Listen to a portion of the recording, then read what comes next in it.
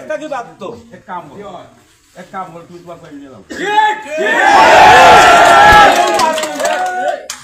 তুমি আগামী কালকে তোমার যারা আছেন ফ্যামিলি পরিবার তুমি এলাকা থেকে যাও না, এটা হইল সবের সিদ্ধান্ত।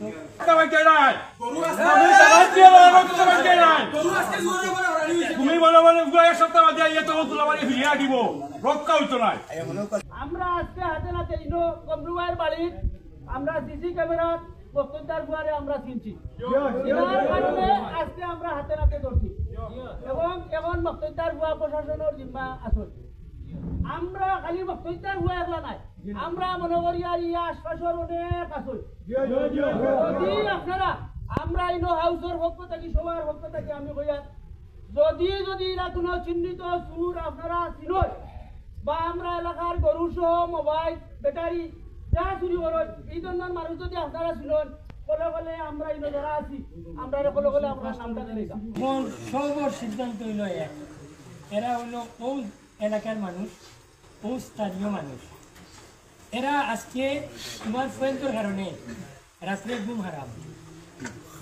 যারা একটা দুইটা গরু ব্যবসা করে তারা গরু জানো লইয়া ঘুমায়, আধা ঘুমায় আধা ইয়ে করে।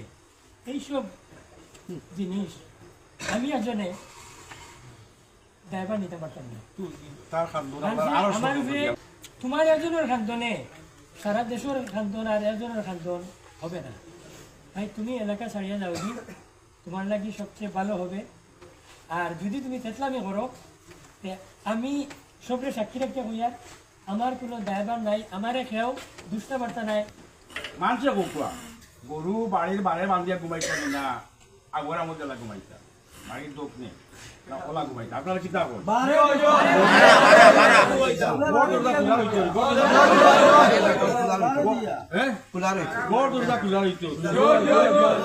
একটা কি বাধ্য এক কাম বল তুই তোমার পাই নিয়ে যাও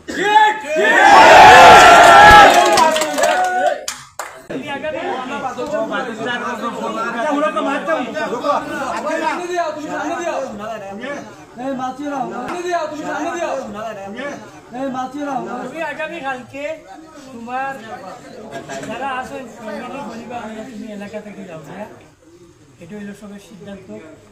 এরপরে যদি কোনো দুর্ঘটনা ঘটে এটা লাইবিলিটি আমি নাই, আমি লাইভও হইলাম যে আমার কোনো লাইবিলিটি নাই, যে আমার উপরে কোনো ড্রাইভার আইতো না। কারণ আমি জনসাধারণ সমাজের বাইরে আমি দিতে পারি তোমার লাগে।